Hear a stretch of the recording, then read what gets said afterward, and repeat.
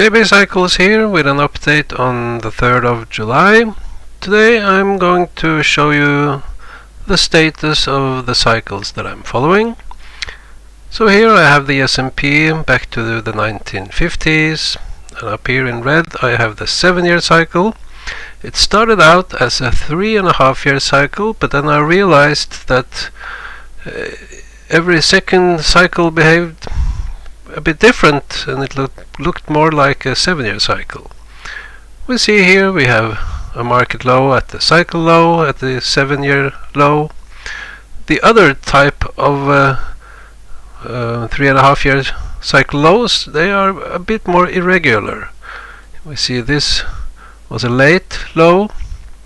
Here we have a perfect market low. This was a very early low. This was an early low. This is okay. A 7-year cycle low, perfect, 1974. Here, a bit late low. Here, 1980. The cycle was crashing down, but miraculously the market found more strength here. We made a late high and a late low. A low, a 7-year low, a bit early, a low here, a 7-year low, 1994, a bit early and hardly any bear market at all. 98, and here a 7-year low, hardly any bear market or no bear market at all at this low. But another 7-year low, 2009. Here a low, another 7-year low, 2015. Here we had a low, and here you can have a discussion: was the COVID crash the cycle low, or was the crash not supposed to happen? I define this in 2018-19 as the cycle low, and the COVID crash was not supposed to happen. And we have the coming 7-year cycle low sometime the coming 12 months or so. So this cycle goes back at least, well, over 100 years. It works mostly very perfect. There is a messy period around the 1920s to 40, a period of around 20-30 years where the cycle is a bit messy, but it still works there. And if we zoom in, here in red again I have the 7-year cycle. And it consists of these 40-week cycles in green. So in a 7-year cycle, I think I have 9 of these green cycles. And this 40-week cycle is not a very good market cycle. It lies, so to say, there in the background. You can see it. You can see it kind of afterwards, but it's not a good cycle to be timing highs and lows. But just have here a general look here. Let's see. Oh, the spreadsheet is just saving, auto saving. I hate that. Come on, it's such a big spreadsheet, so it takes a bit time. Yeah, there. Okay. So here we have a cycle low, market low. This one you can hardly see in the market, this low. So where is it? Could be there, could be there. Especially in these very bullish phases, you often can't see these lows.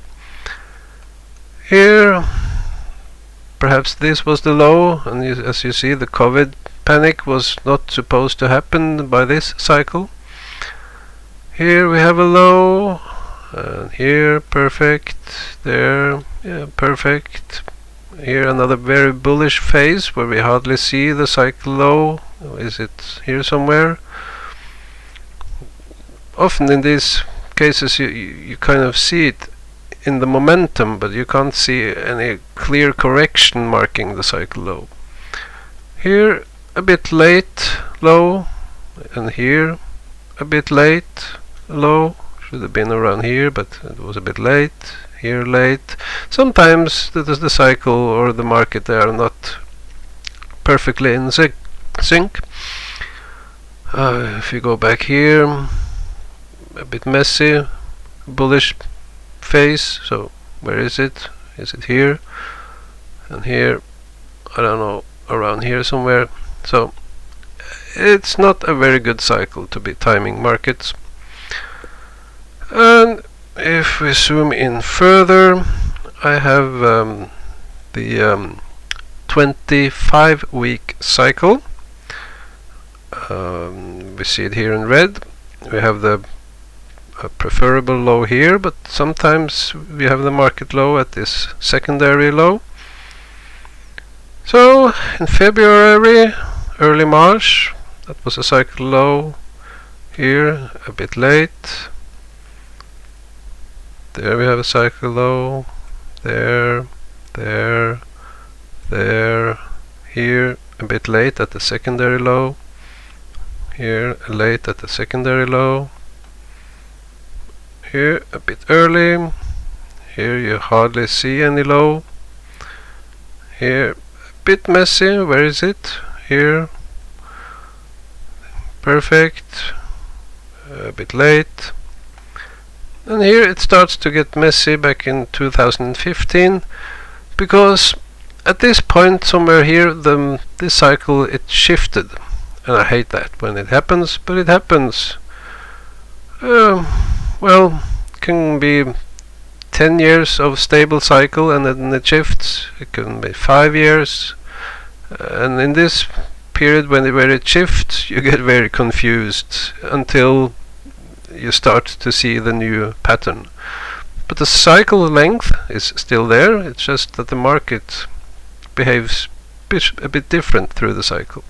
So here you see the cycle and the market, they don't correlate very well.